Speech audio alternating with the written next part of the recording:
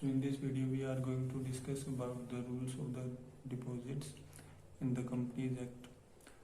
First rule is rule number 3 जो कि बताता है terms and conditions of the deposits के बारे में।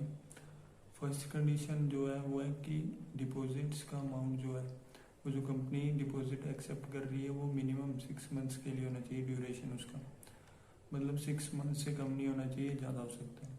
लेकिन इसका एक एक्सेप्शन है कि जब कंपनी को शॉर्ट टर्म फंड्स की रिक्वायरमेंट होती है तो वो लेस देन 6 मंथ भी डिपॉजिट्स को एक्सेप्ट कर सकती है।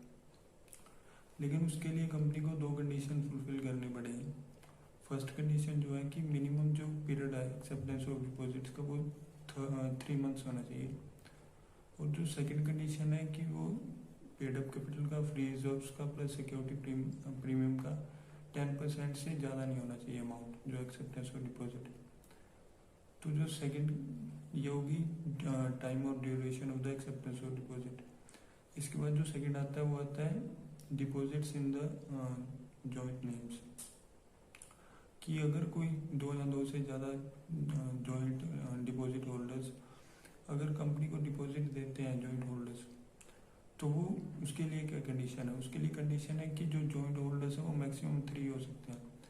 भी मतलब कि मैक्सिमम 3 जॉइंट होल्डर्स मिलके ठीक है कंपनी को डिपॉजिट दे सकते हैं, 3 से ज़्यादा नहीं।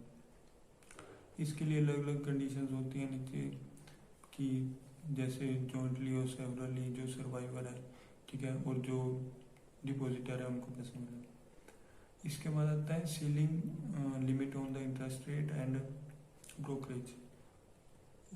इंटरेस्ट रेट के लिए जो सीलिंग लिमिट है वो कंपनीज एक्ट में नहीं दी गई, लेकिन जो एनबीएफसी जो एक्सेप्टेंस ऑफ डिपॉजिट्स के लिए जो इंटरेस्ट रेट पे करती है और जो आरबीआई ने बता रखा है उसके लिए वो एप्लीकेबल होगा।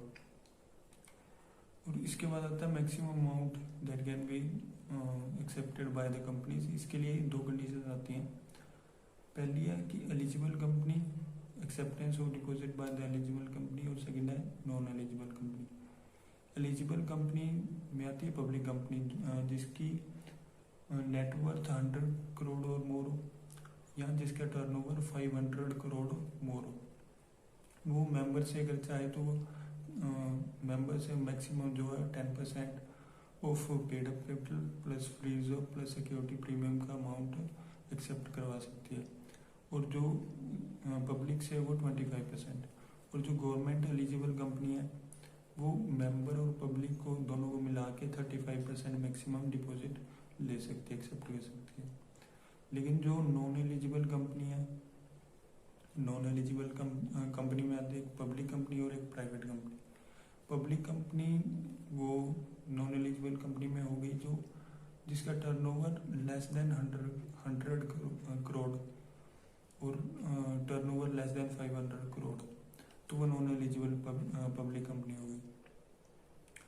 वो जो है पब्लिक से तो डिपॉजिट वो एक्सेप्ट नहीं करवा सकती, एक्सेप्ट नहीं कर सकती। और जो मेंबर से वो मैक्सिमम 35% है। और जो प्राइवेट नॉन एलिजिबल कंपनी है वो भी मेंबर से मैक्सिमम 100% तक डिपॉजिट एक्सेप्ट कर सकती है।